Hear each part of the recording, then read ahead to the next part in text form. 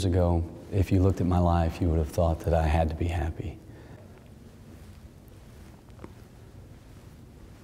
I had a successful career. Things were going well. It appeared from the outside. And I worked really hard to try to be more successful and acquire more stuff, thinking that that might ultimately make me happy. But in the end, I found I was miserable, and my personal life showed it. I had 2 children, a failed marriage, and I had absolutely no idea how I was going to get everything back on track. I was lost, and I was empty. And then some months later, what started out as just an ordinary night's sleep turned out to be an event that has changed my life forever. While I was sleeping, I awoke to what felt like somebody had a hold of my arms and was shaking me, like you'd shake someone trying to get them to listen. And it scared me. And I woke my wife up and I told her what I had felt. And she said, well, why don't you pray? And why don't you ask God what it is you're supposed to be listening to? And as she said it, it was a little different for me, but I thought, well, okay. And so for the first time in my life, I prayed. And then I fell back asleep, and immediately after that, I had a dream. And the dream was more real and more vivid than anything I'd ever experienced in my life, even things that I had actually done. And in the dream, it was my job to tell people that Jesus was coming again, and that they needed to get their houses in order, to get their hearts in order. And no matter how hard the job was or how dangerous it got, all I had to do was say the name Jesus, and all the fear was removed.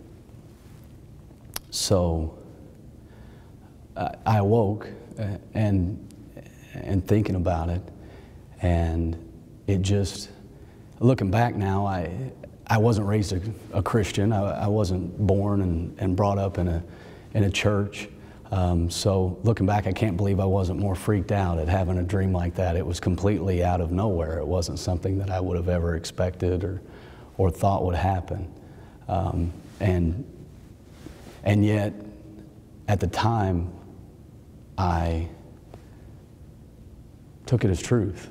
I accepted it. I accepted my role in it,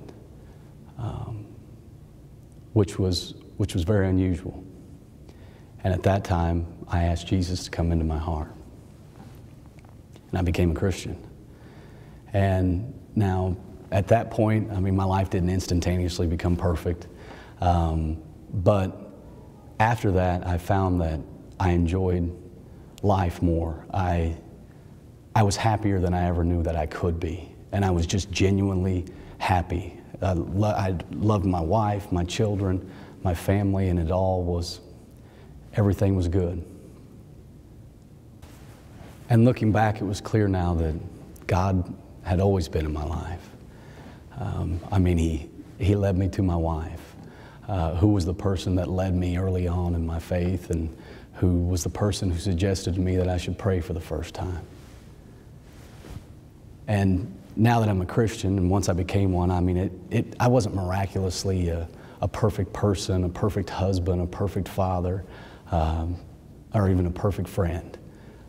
But what becoming a Christian did for me was it made me just so acutely aware of my faults and of things that I needed to work on in my life. And it gave me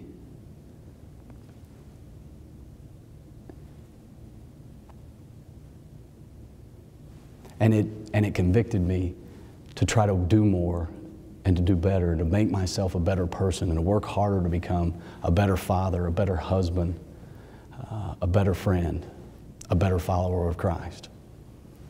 And since that time, my life has led me, and as I walk along and try to become closer with God and develop and make an even better relationship with Him, I've found that what I do know for certain in this life is that I'll never be perfect.